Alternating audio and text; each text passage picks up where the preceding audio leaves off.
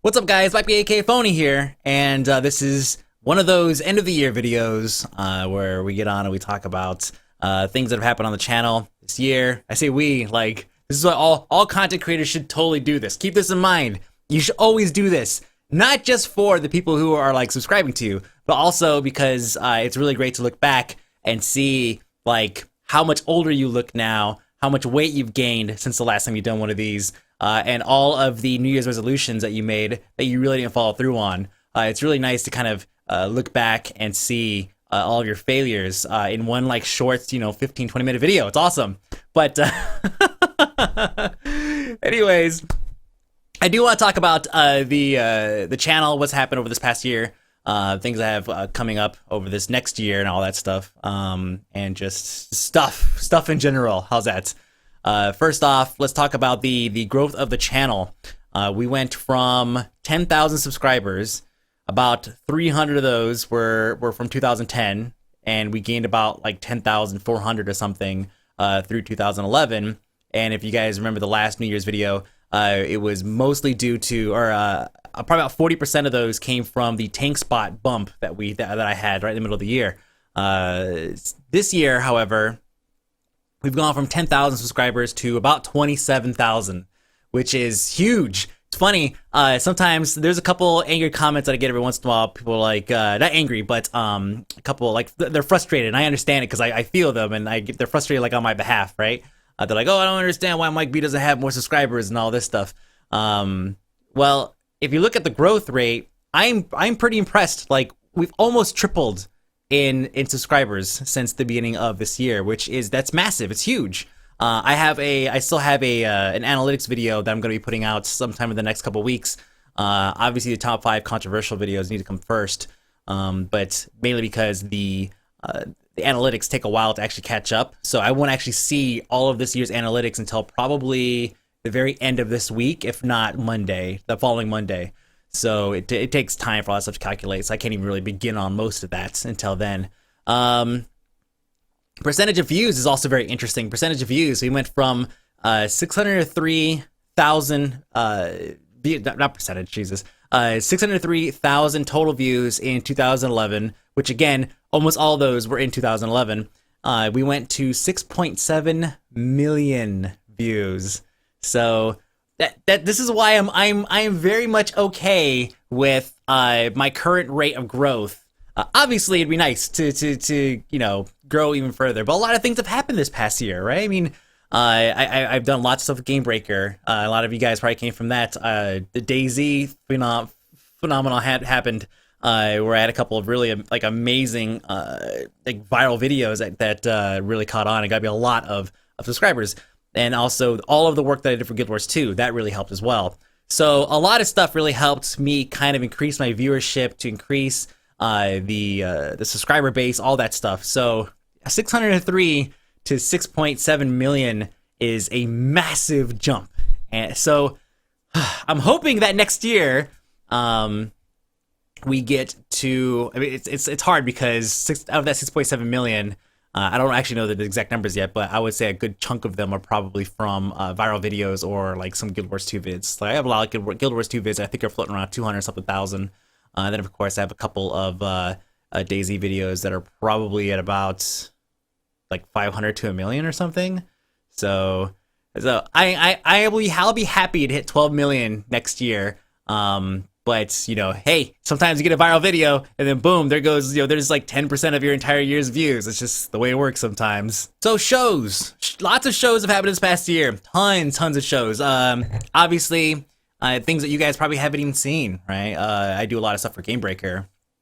Lately, I've been kind of absent, been kind of an absentee participant in a lot of this stuff. Like Twemo, I just kind of show up and I'm there and I do the show with them. But mainly it's because like scheduling everything. It's virtually impossible for me to have a fixed schedule for anything right now because everything is so hectic and just in disarray that it's impossible for me to really keep a fixed schedule on things. The grand scheme of things, yes. If I say, I want to try to get a Will of Donkey done on Thursday, great. I could do it on Tuesday, Wednesday, and then if for some reason I can't, get it done on those 2 days, then I can finish up on Thursday. But it's because I have the whole day. But like having a fixed time to do things, especially because it's mostly live stuff. Like the pre-produced stuff, I could usually get that stuff out as well. But like the live stuff is like so impossible. It's just so damn impossible because I don't know what's gonna happen between 5 and 6 p.m. Pacific time on Thursdays. Something could happen on that time during that time that I absolutely cannot miss, like a doctor's appointment or Declan's sick, or it's always around the baby, right? It's always some baby related thing. And we have help. I mean, we'll get to this in a second, but like I have help around the house now with my mother-in-law. She's staying with us, and she cooks Korean food all the time, which is amazing. I'm living the life, dude. Let me tell you, I eat awesome Korean food all the time. I will be sick of it by the time she leaves, which is perfect because I'll have my fix, I guess, and also a really well-developed palate for homemade Korean food. And so, yeah, anyways, I'm happy about that. But anyway, she's here helping with stuff. My wife goes back to work next week. They get like a couple months off, so she goes back to work next week. So next week, basically, things are going to change again. So we'll end up seeing, like, this is why I don't do live shows, like, consistently. I don't do the daily news thing because it's impossible for me to really keep a schedule. It just doesn't work out as now. I think most of you guys understand. Let's see what else. New shows. Okay, Indie for Breakfast. We launched Indie for Breakfast, which is supposed to be a first impression show, which is awesome because it allows me to go through and check out all these indie games.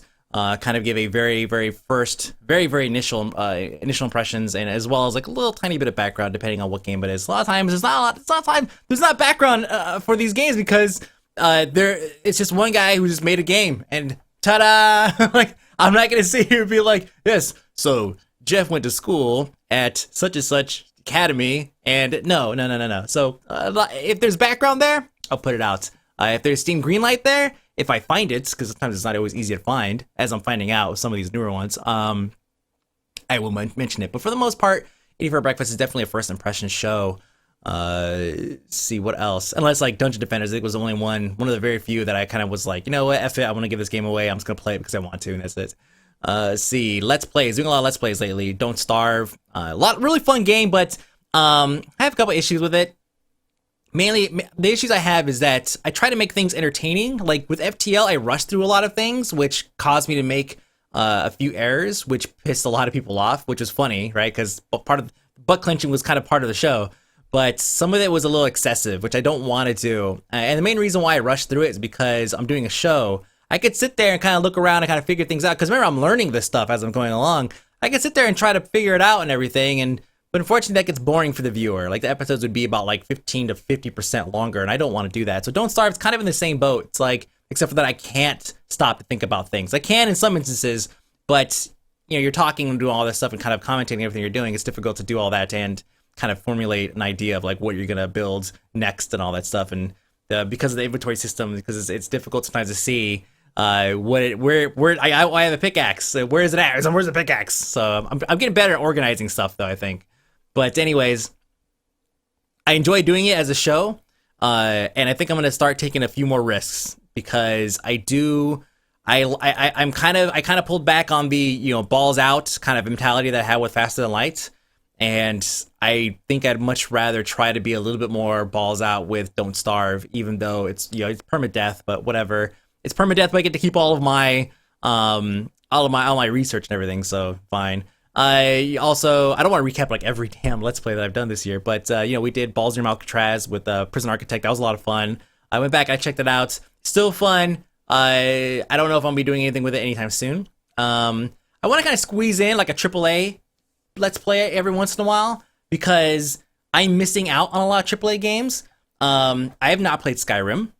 I have not played Assassin's Creed.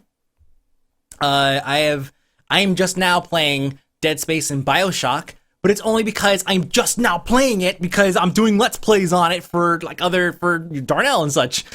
So it's one of those things where I'm doing so many games. My free time is taken up with a bit more casual, one-off friendly games. Like either I'm playing FTL because it's a lot of fun, it's very simple, very relaxing.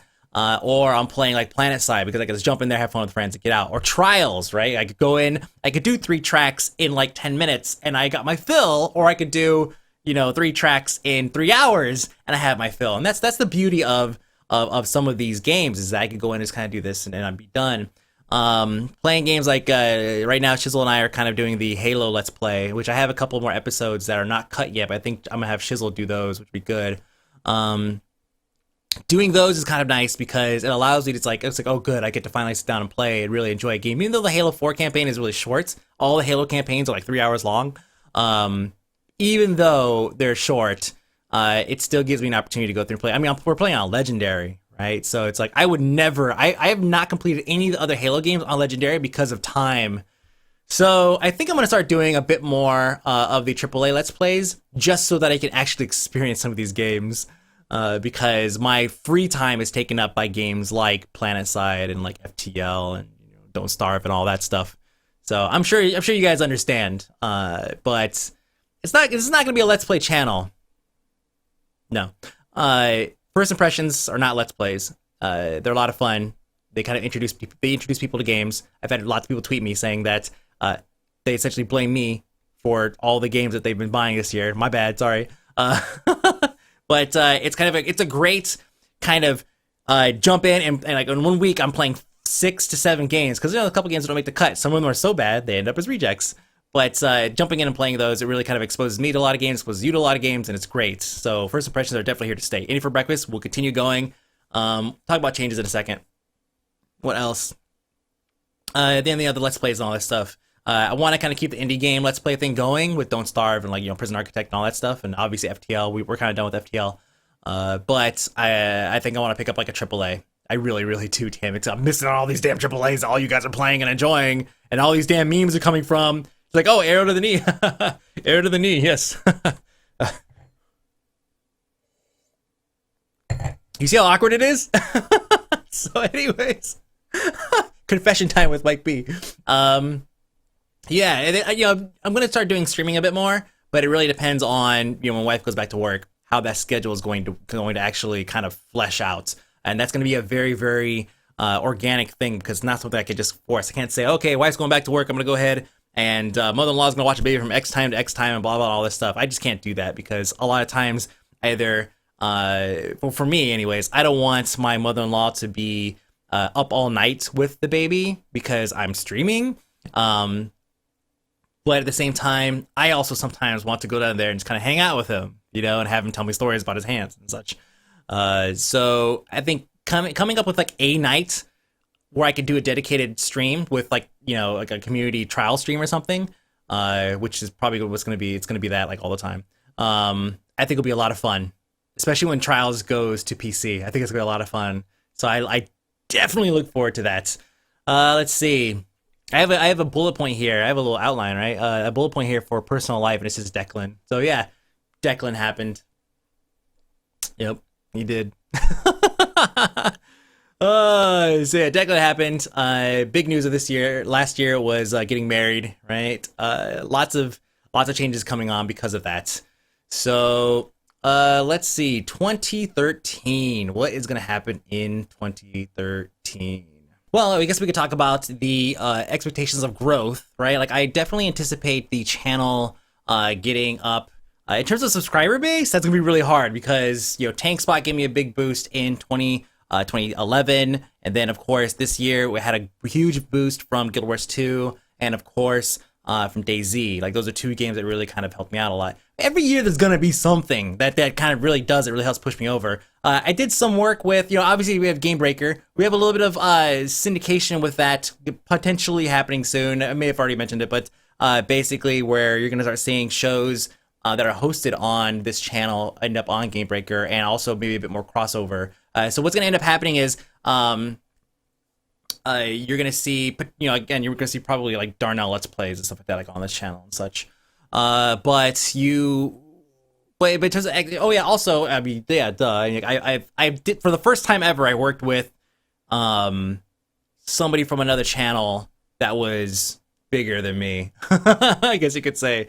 Like, yeah, I've talked to Jesse Cox a couple times here and there and all that stuff, but I've never really done anything with them yet. Angry Joe, I love to meet Angry Joe. I think Angry Joe is just hilarious. But anyways, there's I worked with Total Biscuit for the Orcs Must Die 2 thing, which That actually helped a little bit too. I probably got like a couple hundred subs off of that. Which all of this, here's the thing. Even though like from him, let's just say I got 800 to 1,000 subs just from working one video with him, right? Which is definitely likely. What ends up happening is you get this really great ripple effect. So let's just say the 1,000 people that came from like the One Orcs Must Die that I did, or the video, the WTF is that I did with the Total Biscuit, you guys might like my content. Let's just say half of you guys don't. Okay, so there you go. Now I'm down to 500. But that 500 might really like my content, and they'll go and tell their friends, or they'll like it, or they'll put it on their Facebook channel, or their Twitter, or whatever. So that really helps kind of spread, and add more. I mean, one of you will equal, 10 in a year, because that's just the way it works. Like, you guys end up sharing the video, and it helps like go places. You put something I post, you put it on a forum somewhere, really popular, or on Reddit, and it gets upvoted like to who knows where. Those are the types of things that really help. So yeah, obviously the growth, the expectations of growth is really based off of your participation and your guys' help, and how you guys kind of assist in spreading the love, I guess, but the content. Let's see. In terms of like changes to shows, syndicate. I mentioned syndication with Game Breaker. The biggest things that are probably going to change is going to be, you're going to see on some shows like a plug at the beginning. So it'll be like a really quick, Netflix, go to netflix.com/GameBreakerTV for a free 30-day trial, and they'll go right into the show. It's literally like a 5 to 10 second thing, so I don't think any of you guys will really mind. I am also going to make, which just adds to the time, right? I'm going to make really quick kind of 5-second openers. So I want Any for Breakfast to have kind of an opener. I think it's really important to have an opener of sorts. And also a closer. So I want all my shows to have something like that. Like we have, like Will Donkey is a great example. Will Donkey and Tets are two shows that I have leaders and kind of like these, I forgot what they're called, but basically like at the end of every episode you get a music that plays. I want to do something like that for all of the shows. Like, BFF Report has it, and it's always had it, and I want to kind of keep that going. Eating for Breakfast doesn't, the Let's Plays don't, but I want to have some kind of recurring something. If it's a generic something, I want to have some kind of branding, so that way people watch it, they know what they're watching. You're right? I mean, speaking of Total Biscuit, every Total Biscuit video, he has his Total Biscuit kind of branding. Now, I had to come up with a way to make something, because I don't do motion graphics, so back to the drawing board. I'll have to kind of go and I teach myself how to do this stuff, and now I end up doing it, which is pretty much how a lot of this stuff works.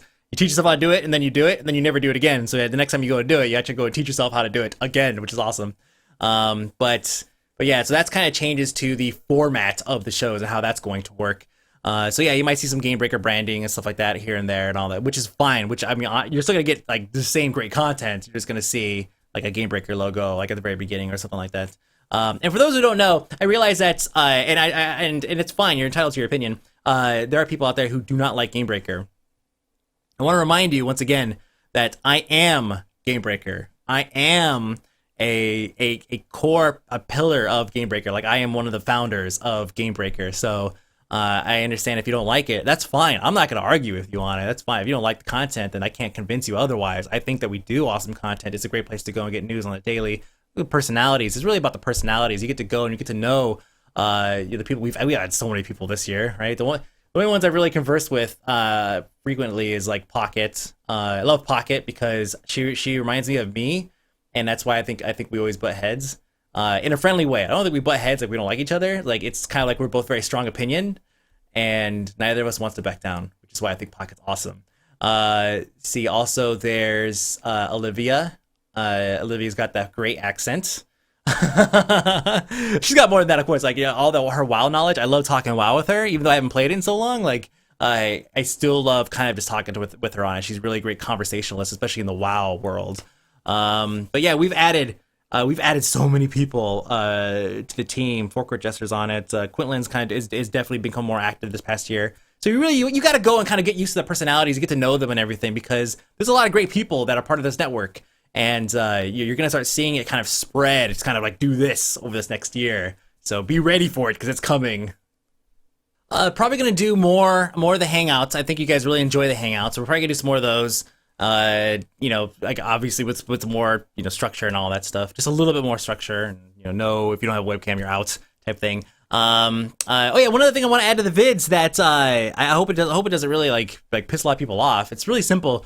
I'm not doing it because it's really just laziness. I need to build a template for it, but all it is just at the very end of every show, there's like a 15-second kind of, there's music or no music, and it'll just kind of show other shows. Like you could click on it to see other shows, or like behind the scenes or something. Like here's an example. If I do a Will It Donkey and I want to post the entire thing, the entire run at the end of a Will It Donkey episode, you can see the entire run. Right? You go and watch it, you could see like how much of a pain in the ass it is to actually do these things. But you can go and watch it if you'd like. So stuff like that. I want to kind of keep like bonus stuff as well as kind of like click here to watch like the last episode. I want to kind of put that stuff in at the end of every video, like 15 seconds or so. I had to build a template for it though, which is kind of a pain in the ass because then they have to keep it updated, which is again kind of a pain in the ass.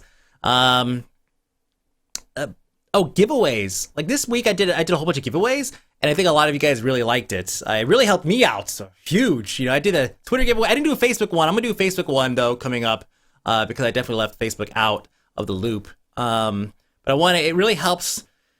I want to do them every once in a while because it will help kind of keep things growing. Because it's nice to have kind of an organic flow of people, but it's also nice to have a kick every once in a while. And so I'm thinking maybe do like a giveaway every once in a while, or maybe even, I don't know. I was actually toying with the idea of doing them with every episode, but I don't have enough. Frankly, I don't make enough money from the episode in order to take and turn back into purchasing another game. So just on being upfront, I'm only making like probably. I have to go back and check the metrics, right? But I would say between $5 and $20 per indie for breakfast. So like this whole week of like episodes is a total loss, right? But it's Christmas, and I was like, you know what, you guys have done so much for me over this past year. I want to do something special. So yeah, this week was definitely a loss. But if I could get to the point, like if I were to the point where my videos were hitting 50,000 per episode, I could definitely afford to do like a giveaway every episode. Because I mean, how awesome would that be? I think it'd be great to basically say, here's an episode and here's a free game to a lucky winner, and that's it. But we'll see how all that plays out. I don't even know. It really depends on like the growth of the channel, right? But yeah, dedicated stream nights. I really want to kind of get that going and all that stuff, and kind of make that really, really happen. Because it's a lot of fun, and then I could take and edit that stream down and post it, because I'm sure a lot of people want to see, what it's like to grab like random people off the internet and watch them. Like, who knows? There are people out there who are going to be better than me at the donkey, which I know it sounds absurd. I can't believe it myself, but trust me, they're out there. There's like 2 of them, and I'll happen to find them when I do live shows. But yeah, so I guess let's see what's left. I think all that's really left is like personal stuff. Like for example, Declan, right? Like Declan is going to be rolling, crawling, walking all within like this next year. So that's a lot of stuff that's going to be happening this next year for this kid. And obviously that means there's going to be a lot of changes that are going to have to be made to the way that we watch him. Because right now it's like he can't move, man. He's a cocooned baby. He's a larva. Like he's a larva that talks about his hands all day. We just take him and we hold him and we lay him down. Like he doesn't do anything. He can't do anything yet. He's standing if you're holding him, and that's it. He likes to jump if you're holding him, but that's it. Once he learns to walk and all that stuff, things are gonna change. I'm also guessing that there's so much crap happening. So 2011 was the year that we got married, my wife and I. 2012 is the year that we had our first kid. 2013 is going to be the year that we moved. We've been here for a couple years, and they keep jacking up the rent on us. They've jacked up the rent $200, roughly $200 for every year that we've been here, and we've signed 2 leases with them, which this really, really, really sucks because first, having a rent go up $350 to $400 over the course of 2 years is like robbery, and there's nothing we could do about it. We can move, sure, we can move, which is exactly what we're doing. But we want to be able to move on our own time. We didn't move last year because we were getting married and we have too much stuff for the planning and everything. We didn't move this year because we had a baby. And so now it's like, okay, this year we could probably move. But guess what? They put us on a 9-month lease. And so with the 9-month lease, we're basically like effed because when you go looking for a house, which is what we want to get a house. But when you go look for a house, you need time to do that. You can't just move into a house. Hey, you want a house? Sure, here's a house. It doesn't work that way. It's not like Craigslist, you know, or eBay or something. So obviously, I look forward to losing all of my hair in 2013 because of like all the nonsense that's going on with what that's gonna happen with us trying to move. Thankfully, everything is like inside of this trusty thing right here, this rack. So moving and keeping a lot of stuff intact will be relatively easy, unless of course they drop that like down the entire flight of stairs, in which case I'll be completely screwed out of everything that I do. Uh, anyways, moving will where we move will be a little dependent on like how things go over the next several months with with my job, because Jen's job is she's a really good job. So her job is pretty static. It's not going to change in terms of like they're not closing it. It's a very successful business. They're not going anywhere, right? My job, I'm successful in what I do. I'd like to be more successful. Like here's an example. Last year, this year, 2012, I used to make really good money in the private sector working for corporate America, right? And I actually broke that limit. I broke how much I was making on a per month basis during one of the months in 2012, which is like, that's huge because I was making good money then. If I can make how much money I was making in the private sector doing this, which I'm trying to do, it's hard. I've told you guys in the how to make money, on YouTube or making game videos. During that video, I told you it's difficult to do this because you have to pull from multiple sources. Like I broke that after I added up the money I was making from like 6 different sources or something. It was like, oh, negative PH money. Oh, I sold how many songs this month? Add that to the pots, But still, it happened, and so really it depends on like how. This is why all these changes that I have planned that I've kind of talked about during this video. That's why I'm going to go through and implement these, because I feel like this is ways that's going to really help the channel grow and kind of develop and blossom into something really, really amazing. And I fully expect it to do that over the course of this next year, unless I all of a sudden put out like really, really garbage content, which I do not plan on doing. I'm even keeping most of so this is like very vloggy, like personal life vloggy. And I know the channel for this. It's YEP Mike B. It's Yep Mike B. And that channel is mainly for like whenever I want to do like a Declan video or something like that, because I want to keep this channel music, photography, games. Basically, it's like media that I produce. I want to have this channel kind of stay focused on that. More personal stuff, it would be like on Yep Mike B. So as you can see, I am taking kind of the steps, the measures to kind of prevent this channel from being cluttered with non-gaming or non-media type stuff. But yeah, so with all this stuff happening, obviously at some point I'm gonna have to get some kind of daycare system going with Declan. So that's gonna be kind of weird. Like, you guys are parents, you guys understand. Like, if you work a job, even if you work from home, you can't always be there to do stuff. Like right now, it's hard for me to be up here when I can hear Declan crying downstairs. I mean, his mom and my mother-in-law down there watching him. Right, and they're taking care of him, but he's still being a butthole. But it's hard to sit here and hear him cry. It's hard to focus on stuff. It's very frustrating because I want to go fix it. Right, I can feel like I can fix it. Let me just try this wire. but yeah, no, there's a lot of balancing that's gonna start happening over this next year, like life balancing. And the fact that we have to move within 9 months because my leasing whatever agent office whatever is are assholes. Sorry, it's just like to put us on a 9-month lease is like that's the biggest like dick move ever, because it's like you already have raised my rent so much in the past 2 years on an annual basis. Now you want to shorten that amount of time to pass so you could raise it again. I guarantee by the end of this 9 months, they're going to raise another couple $100. And it's just like that. It's just so infuriating. So, yeah, I can't wait to move. Let's just put it that way. Because I hate this, hey, how much are we going to pay for rent next year? Yeah, hey, all this extra money that I'm making doing this, that, and whatever, guess what? It all went to rent. Because they keep raising it. But yeah, anyways. So that's pretty much it. Sunday is just like all over the place. Come here. Come up. She's a dog. See? a dog. Anyways, to wrap things up, I have to put out like a major thanks to all of you guys who helped me out, because honestly, if you guys hadn't watched the videos and clicked like or shared it on Twitter or Facebook or even Reddit, like if you guys hadn't done that stuff, then obviously I wouldn't be like where I'm at right now, because that's just not how we grow. We don't grow because nobody's talking about our videos. We grow because people are talking about our videos, and that's it. So, I mean, again, like, big, major thanks to everybody who helped me out.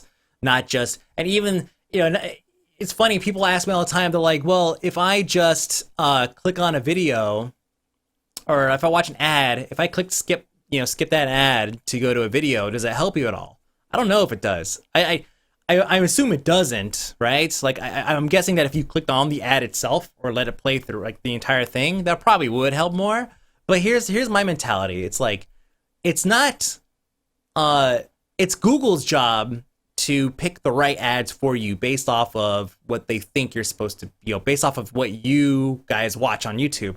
So if they give you some garbage ad, like if you're watching it and a My Little Pony thing comes on, which that's a really bad example because some of you guys are like, oh, I would totally click on that. If a Lederhosen advertisement came on, I would not expect you guys to click on that or watch that. It's not your job. But if you were a Lederhosen fan and a Lederhosen ad came on, then you know what? If it's something you might be interested in, then click it. See, that's on. It's Google's job to give you guys the correct ads. I don't want you guys to click on something just because you're trying to help me. I appreciate that. Save those clicks from when you see something that you actually like, because in the end, that's also going to help you. Because if you click on a Lederhosen ad, then guess what? You're going to have Lederhosen ads all over your damn YouTube. You know, Lederhosen tube, and it's going to be all over the place. And you're going to be like, why? Wow, because I clicked on that one thing from Mike B. And then you're going to hate me for it. And then you're going to probably unsubscribe. See how this doesn't work out? So do me a favor, only click on an ad if you see something that you like. But that's what I'm talking about. Like, you guys, you guys doing all this, or you guys, I just want you guys just to enjoy the content. And if you guys want to like it, like it. If you guys want to dislike it, dislike it. If you guys want to leave a comment, right? And I will tell you if I don't read the comments. I will tell you, right? If I don't say it, then know that I'm going back and I'm reading the comments on those things. I don't reply to them all because a lot of times, okay, what ends up happening is if I reply to them, which I've done before, a conversation will start. And because I don't have any notifications turned on with YouTube because it just clogs my inbox, I have no way of following up with that because the way the system works, right? So anyways, yeah. Blah. The whole thing is there's so many things to juggle, right?